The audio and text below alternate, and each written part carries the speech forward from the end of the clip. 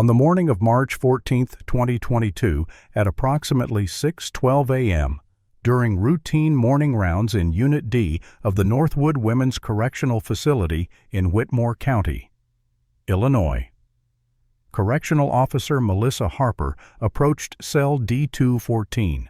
The occupant, inmate Clarissa Monroe, did not respond when Harper called her name.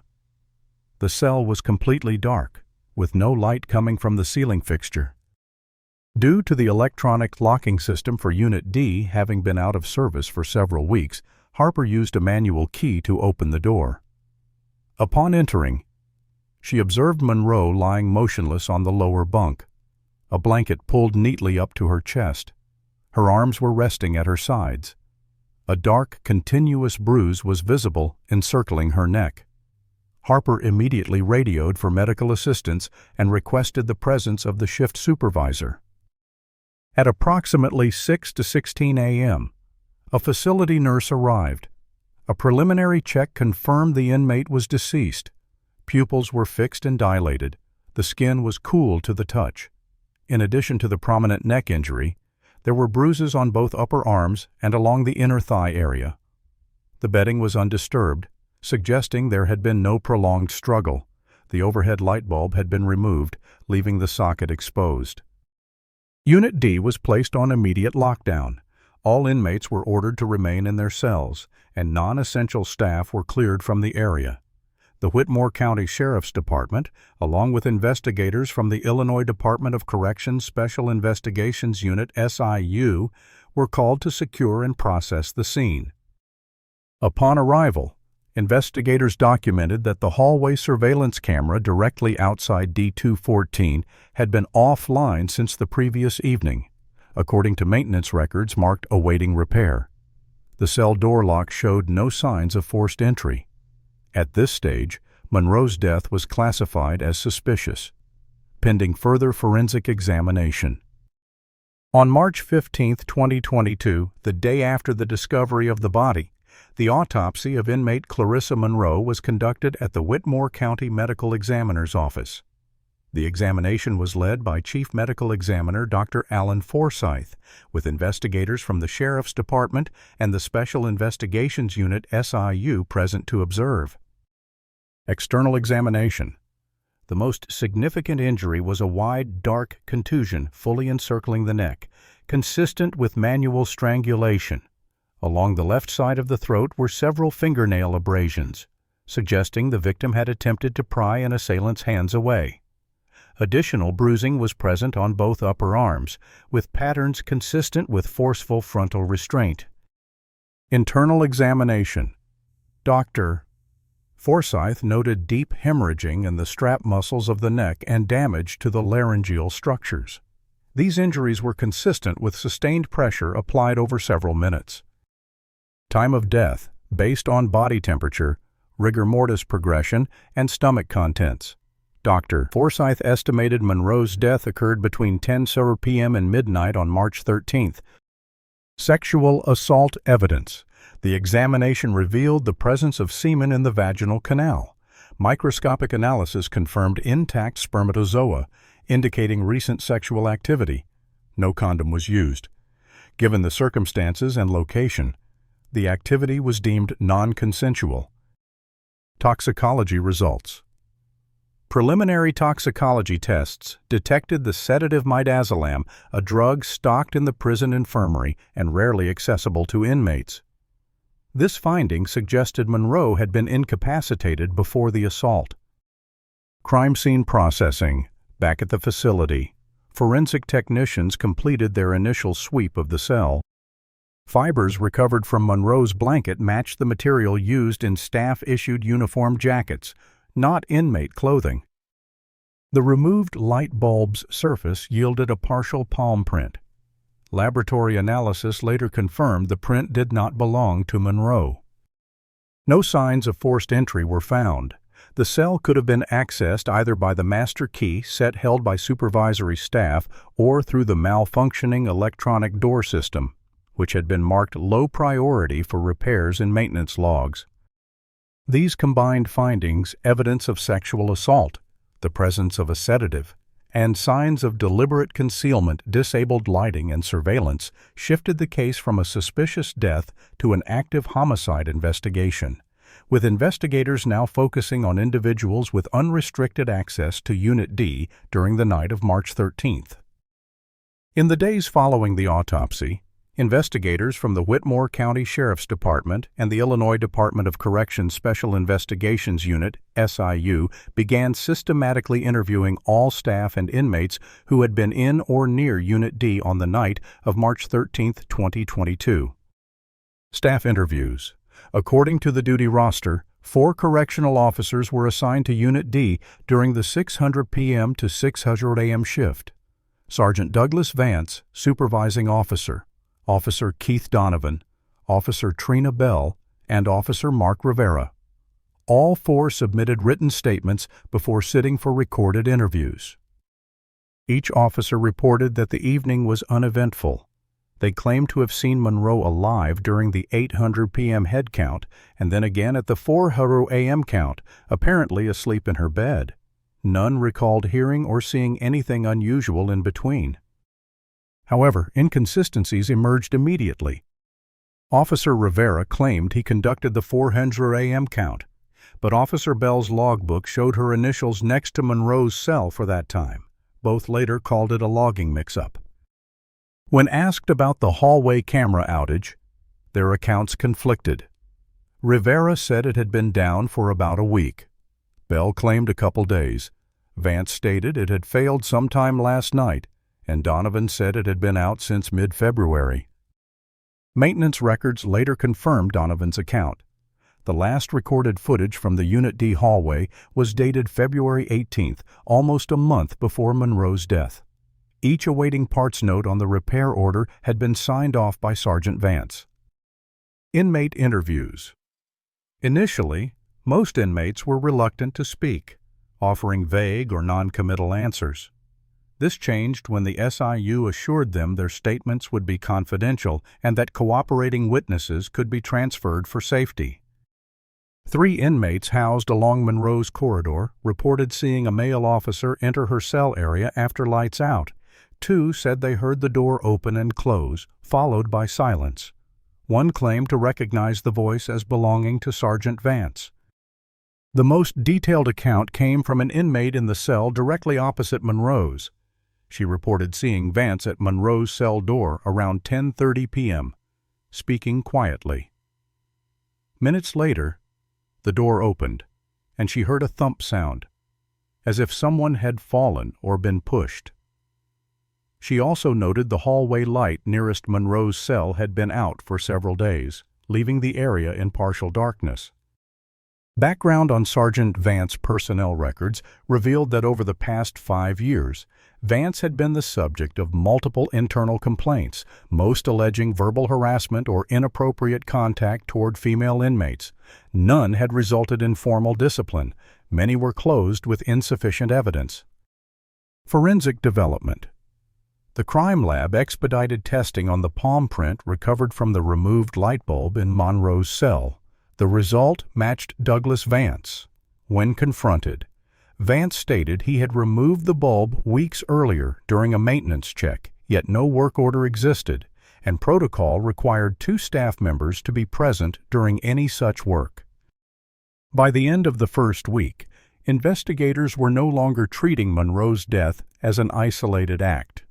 The emerging evidence suggested a targeted assault carried out by someone with authority, knowledge of the facility's security blind spots, and unrestricted access to the victim's cell. All signs pointed toward Sergeant Douglas Vance as the primary suspect. In the week after Sergeant Douglas Vance became the primary suspect, investigators turned their attention to uncovering whether Monroe's death was an isolated incident or part of a broader pattern. With assurances of confidentiality and potential transfers for safety, more inmates began to speak. Key witness, Teresa Grant. One of the first significant breakthroughs came from inmate Teresa Grant, serving an 8-year sentence for burglary. She alleged that in late 2021, Vance called her out of her cell after evening lockdown under the pretense of helping with inventory in a supply closet. Once inside, the lights were switched off and Vance blocked the door. Grant stated he groped her, threatened to extend her sentence, and released her only after she promised to stay silent. Grant said she reported the incident to a case manager, but 2 days later she was placed in solitary confinement for disciplinary reasons she claims were fabricated. After 30 days in isolation, she stopped pursuing the complaint. Additional victims. 3 other inmates came forward with similar allegations. One claimed an assault occurred in the laundry room. Another said it happened in a storage shed in the exercise yard. The third described being assaulted in the showers during an unscheduled maintenance inspection. In each case, the area was unmonitored due to camera outages, and 2 victims recalled seeing Vance remove light bulbs beforehand. Corroborating evidence. Inmate. Angela Rivers provided a hidden letter she had written to her sister but never mailed, detailing harassment by Vance and his boasts about being able to make problems disappear inside Northwood. The letter's content matched the accounts of other victims. Several inmates confirmed that Vance frequently assigned himself to escort duties for inmates being transferred to medical or administrative areas, often taking detours into unmonitored rooms. A former inmate, now released, stated she was assaulted during one such detour and was warned not to pull a Clarissa statement investigators later viewed as a reference to Monroe's fate. Overheard threat. A current inmate, speaking under the alias Renee, told investigators that 2 nights before Monroe's death, she overheard Vance arguing with another officer. She heard Vance say, "She's getting too bold. I'll take care of it." At the time, Renee assumed he was talking about discipline. In hindsight, she believed the statement referred to Monroe's recent grievances against him. Administrative knowledge. An internal email obtained from the prison's server suggested that senior administrators may have been aware of concerns about Vance. 6 months earlier, the warden had been copied on a complaint from a lower-ranking officer about persistent inappropriate conduct by Vance. The complaint was forwarded to HR, where it was closed without action. Investigative conclusion at this stage. By the end of the 2nd week, at least 8 current or former inmates had given detailed statements alleging sexual assault, physical abuse, and retaliation by Vance. The incidents shared consistent patterns. Targeted victims. Disabled cameras or removed lighting. Use of authority to isolate inmates. Retaliation for reporting. These accounts, combined with forensic evidence and Monroe's own prior grievances, reinforced the theory that her homicide was the culmination of a long-running pattern of predatory conduct, facilitated by systemic failures in oversight. As the investigation deepened, the Special Investigations Unit SIU began re-interviewing staff who had worked in Unit D over the previous 5 years. The goal was to identify anyone willing to provide inside information on Sergeant Douglas Vance's activities. Officer Mark Rivera breaks ranks. One of the first major developments came from Officer Mark Rivera, who had been on duty in Unit D the night of March 13th. Initially, his statement mirrored the other officers' accounts, claiming the night had been uneventful. But after learning that multiple inmates had given detailed allegations against Vance, Rivera requested a private meeting with investigators off-site. In that interview, Rivera admitted he saw Vance enter Monroe's cell without authorization that night. He said he was stationed at the opposite end of the corridor when Vance used a master key to unlock the door. Rivera observed the light in the cell go out shortly afterward. When asked why he didn't intervene, Rivera said plainly, "You don't cross him. People who do don't last here." Rivera described a workplace where Vance exerted near-total control over Unit D. He alleged that Vance routinely ordered officers to falsify log entries, backdate maintenance reports, and lose inmate grievances. Refusal often led to undesirable shifts or sudden disciplinary write-ups. Camera outages as a tool. Another officer, speaking anonymously, confirmed that Vance oversaw the unit's camera maintenance schedule personally. This officer had seen Vance in the security office reviewing maintenance work orders and telling contractors not to rush repairs. In one instance, the officer overheard Vance say to a contractor, "Don't rush it. I'll make it worth your while." Procurement records. Tell the story. SIU obtained prison procurement and maintenance records, focusing on contracts related to camera and lighting repairs. They found multiple high-value invoices from Brantley Security Systems for work in Unit D. Many invoices were signed off by Vance, even though such approvals typically required the warden's signature. When interviewed, the owner of Brantley Security admitted making cash thank-you payments to Vance in exchange for steady work orders.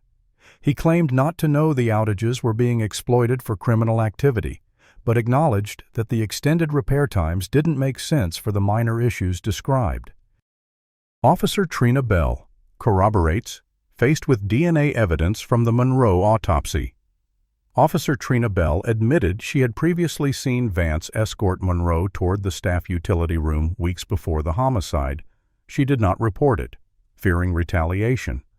Bell also confirmed rumors that Vance was involved in other illicit activities, smuggling contraband, arranging early releases in exchange for money, and siphoning funds from maintenance projects.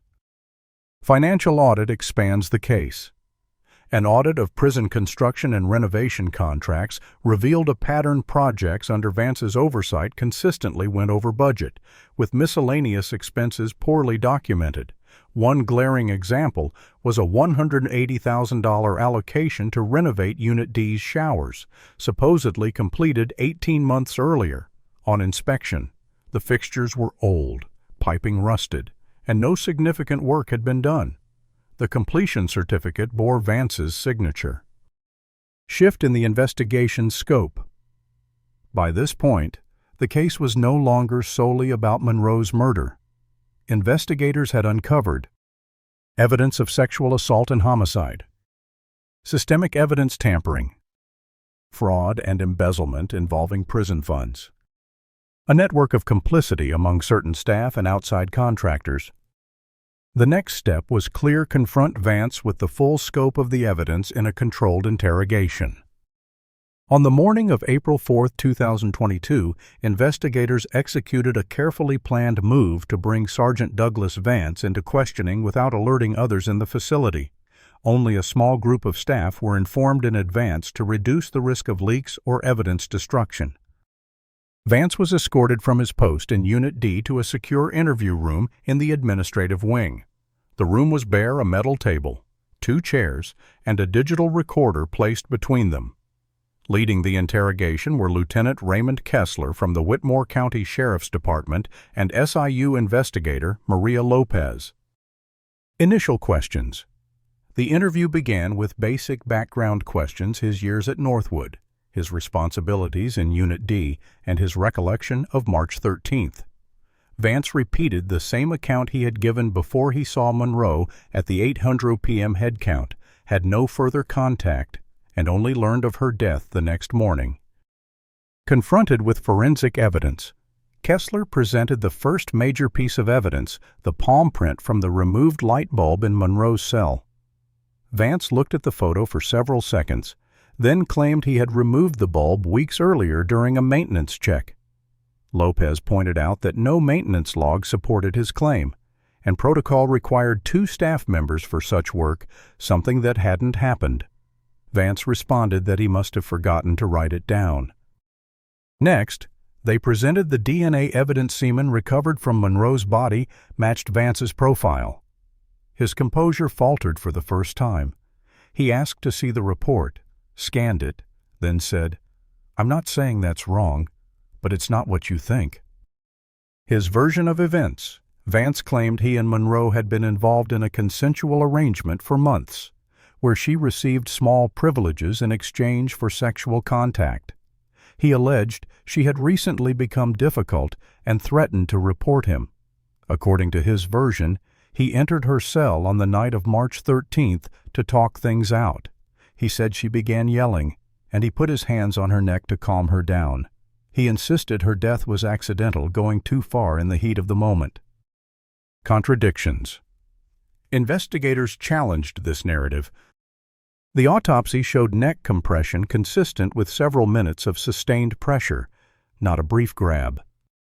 Toxicology confirmed midazolam in her system, which contradicted his claim that she was alert and arguing. Monroe's disciplinary record contained no evidence of special privileges. When asked about the sedative, Vance denied knowledge and speculated she might have gotten it from another inmate. Pattern of abuse. Lopez then brought up statements from multiple inmates alleging similar assaults when cameras were disabled and lights removed. Vance denied all, dismissing them as lies from women looking for a payday. When confronted with inflated maintenance invoices he had signed, he claimed administrative stuff wasn't his responsibility. Finally, Lopez played an excerpt from a witness interview in which Vance was quoted as saying about Monroe, "She's getting too bold. I'll take care of it." Vance reacted sharply, raising his voice. "That's not what I meant. I was talking about her attitude, not killing her." End of interview. After nearly 4 hours, the interrogation reached an impasse. Vance had admitted to being in Monroe's cell, to sexual contact, and to physically restraining her by the neck, but continued to deny intent to kill and denied any broader pattern of abuse. From a prosecutorial standpoint, however, the interrogation was a breakthrough. They now had an admission that he was alone with Monroe during the critical time window, a concession that he applied force to her neck, DNA evidence placing him at the scene in a sexual context, testimony and physical evidence contradicting his claims of consent and accident. Immediately after the interview, Vance was placed on administrative leave pending formal charges. On April 6, 2022, 2 days after the interrogation, Whitmore County deputies arrested Sergeant Douglas Vance at his home without incident. He was transported to the county jail, booked, and held without bond. That afternoon, State's Attorney Lisa Garner held a press conference announcing the charges. First-degree murder in the death of inmate Clarissa Monroe. Aggravated criminal sexual assault of an inmate in custody. Official misconduct for actions committed under color of authority. Garner also stated that additional evidence suggested a multi-year pattern of predatory behavior involving multiple inmates, with some victims alleging physical assaults and retaliatory punishments for refusal to comply. Protective measures. Following the arrest, 4 inmates who had provided statements were moved to separate housing units under constant supervision. 2 former inmates, now living out of state, were granted protective orders after reporting threats believed to be connected to Vance. Expanding the case. Investigators reviewed prison maintenance logs, confirming a high frequency of camera outages in areas where Vance worked. Some work orders were marked completed even though cameras remained offline. In many cases, Vance's signature authorized secure area access for maintenance crews. Forensic review teams reopened several prior inmate injury reports that had been attributed to fights or accidents. In at least 6 incidents, the injuries bruised necks, broken ribs, and facial lacerations were consistent with the pattern described by Monroe's fellow inmates. Financial component. A preliminary audit identified over $80,000 in questionable expenses tied to emergency repairs and special projects, many without corresponding physical work. 2 contracting companies were linked to acquaintances of Vance's family members. Garner confirmed that separate financial crimes charges were under consideration. Grand jury process between April 18th and May 6th. A grand jury heard testimony from 23 witnesses, including forensic experts, correctional staff, inmates, and outside contractors. Prosecutors presented the toxicology report confirming midazolam in Monroe's system and prison pharmacy records showing that 4 vials of the sedative had gone missing in the 3 months before her death. A pharmacy technician testified that Vance had unsupervised access to the medication storage room and was seen entering it without logging a purpose. This supported the theory that Monroe had been intentionally drugged before the assault. Superseding indictment. On May 9, 2022, prosecutors filed a superseding indictment adding 4 counts of aggravated criminal sexual assault involving other victims, 2 counts of official oppression, 1 count of theft over $50,000 tied to the maintenance contract scheme. Garner told reporters, "What began as a suspicious death is now a case involving homicide, serial sexual abuse, and systemic corruption inside a state correctional facility. This office intends to hold every responsible party accountable." Pretrial motions. Defense attorney Mark Ellison filed multiple motions aimed at excluding key evidence, challenging the chain of custody for DNA samples, attempting to suppress testimony from other inmates under Illinois Rule of Evidence 404B, which allows prior bad acts to be admitted for specific purposes, arguing that the toxicology evidence was speculative and could not be directly tied to Vance, requesting a change of venue due to pretrial publicity. Over the course of June and July, Judge Ellen Faraday denied the chain of custody and toxicology challenges, ruled that testimony from 5 other alleged victims with incidents closely matching Monroe's case would be admissible, and rejected the venue change request after voir dire questionnaires indicated a sufficient pool of impartial jurors could be found locally. By late July, the trial was set to begin in early September. Both sides prepared for an extended jury selection process, knowing that the credibility of inmate witnesses versus a correctional officer would be a central point of contention. Jury selection for State of Illinois V's. Douglas Vance began on September 6, 2022 in Whitmore County Circuit Court. Given the pretrial publicity, Judge Ellen Faraday authorized an expanded voir dire process, allowing both prosecution and defense to question potential jurors extensively about their views on law enforcement, prisons, and the credibility of inmate testimony. Jury selection process. Over 5 days, more than 100 potential jurors were questioned. Nearly half admitted they had heard or read news reports about Monroe's death. Judge Faraday dismissed those who indicated they could not set aside prior knowledge. The prosecution's goal during voir dire was to find jurors willing to evaluate inmate testimony on equal footing with that of correctional officers. Lead prosecutor Lisa Garner often asked, "Do you believe a correctional officer's word should automatically be given more weight than an inmate's?" She followed up with hypothetical misconduct scenarios to test jurors' openness to the idea that abuse of power could occur inside a prison. Defense attorney Mark Ellison concentrated on identifying jurors skeptical of circumstantial evidence and sensitive to the possibility of wrongful conviction. He stressed that the burden of proof rested solely with the state and cautioned against allowing emotion to replace facts. Ellison repeatedly brought up the DNA evidence, suggesting contamination or alternative explanations could not be ruled out.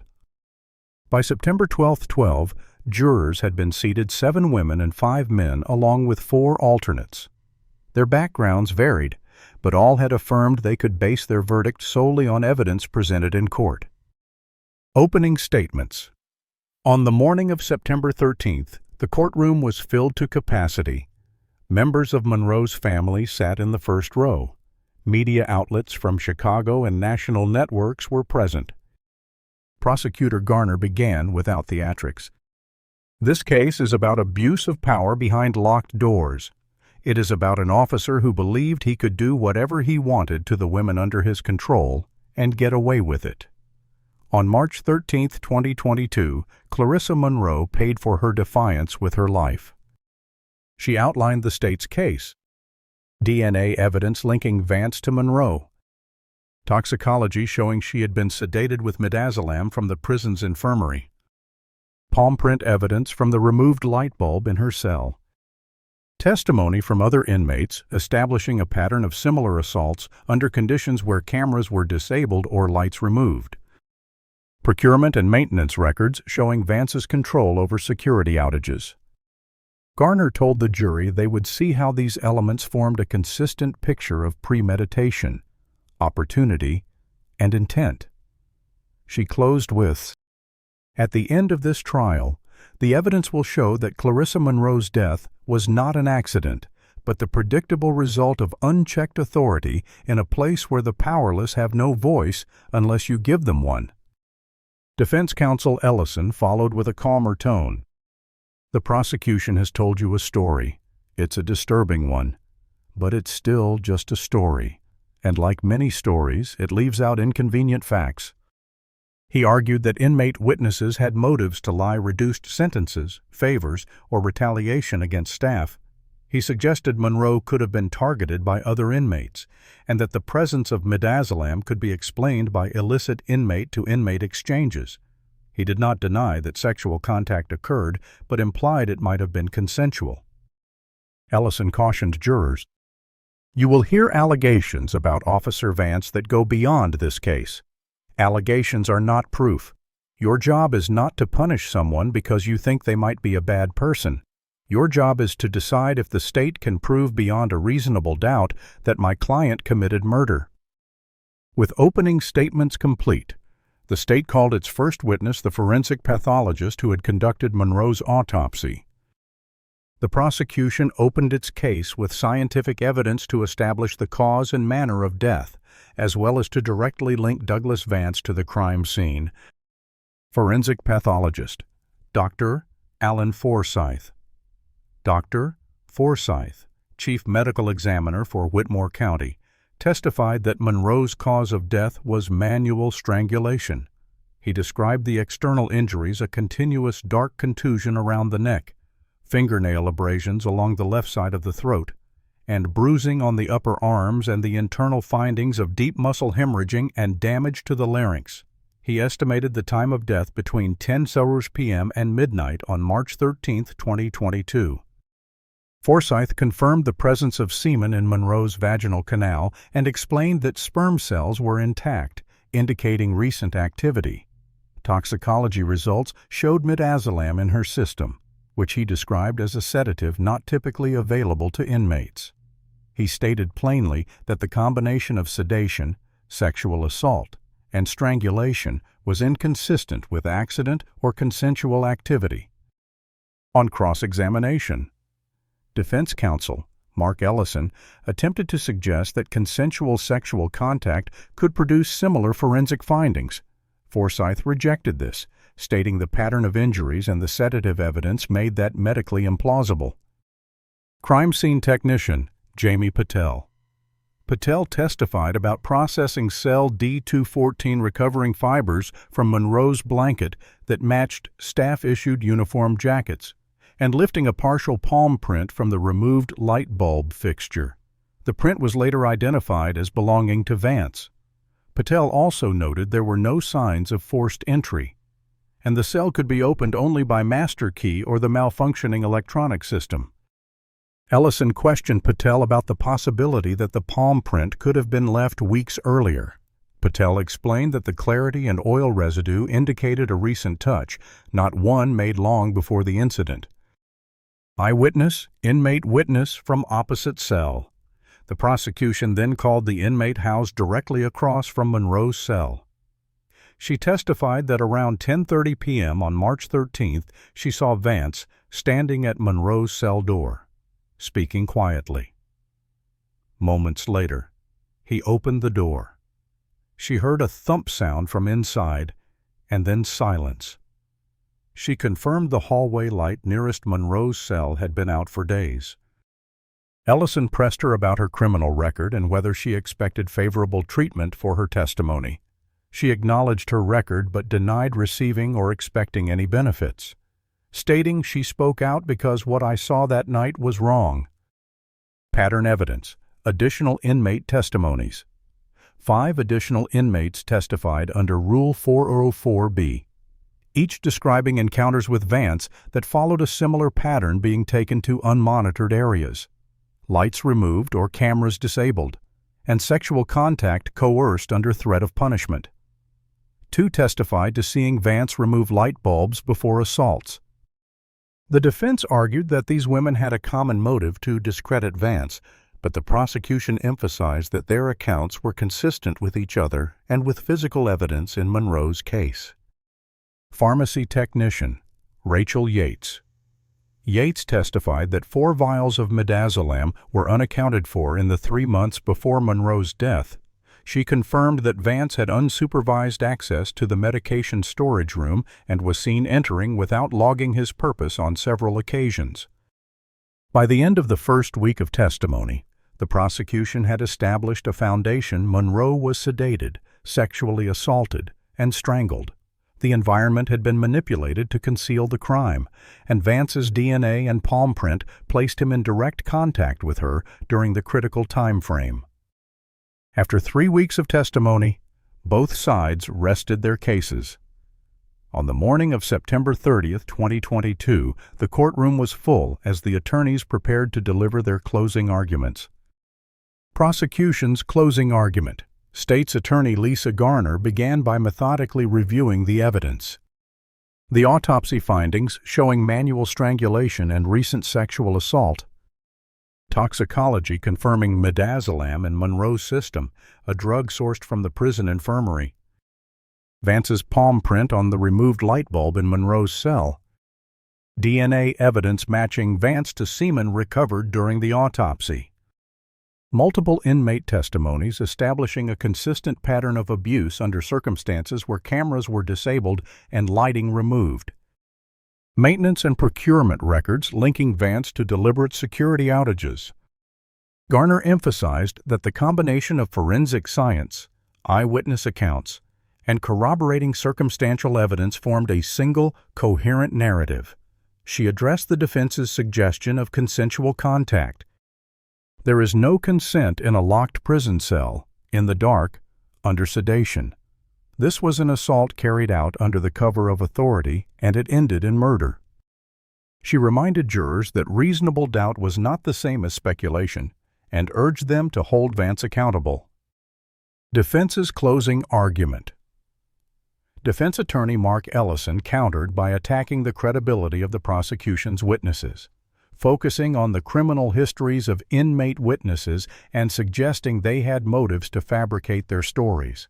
He argued that the absence of direct video evidence left room for doubt and reiterated that the DNA and palm print did not prove intent to kill. Ellison told jurors, "You've heard a lot of allegations, but allegations are not proof. The state wants you to fill in the gaps with assumptions. That is not justice." He suggested Monroe could have obtained the sedative from another inmate and that the death might have resulted from a confrontation that escalated unexpectedly, without premeditation. Jury deliberations. The jury began deliberations that afternoon. They reviewed forensic photographs, re-listened to the eyewitness testimony from the inmate opposite Monroe's cell, and examined the palm print and DNA reports. Discussions centered on the sedative evidence and whether it indicated planning and intent. After approximately 5 hours of deliberation, the jury sent a note to the judge indicating they had reached a verdict. Verdict. At 7:45 p.m., the jury returned to the courtroom. Judge Ellen Faraday read the verdicts. Guilty of first-degree murder. Guilty of aggravated criminal sexual assault of an inmate in custody. Guilty of official misconduct. Vance showed no visible reaction as the verdicts were read.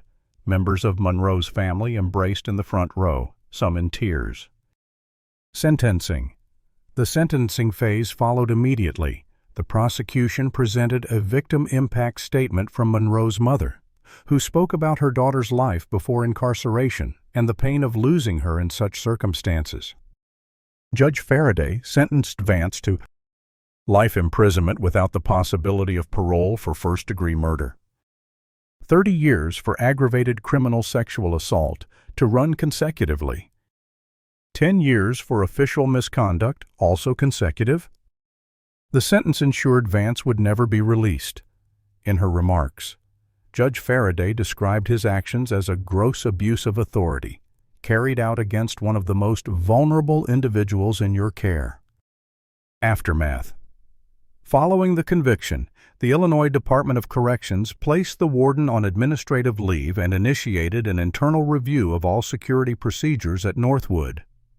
The case was cited by advocacy groups as a clear example of systemic failure and the need for independent oversight of correctional facilities.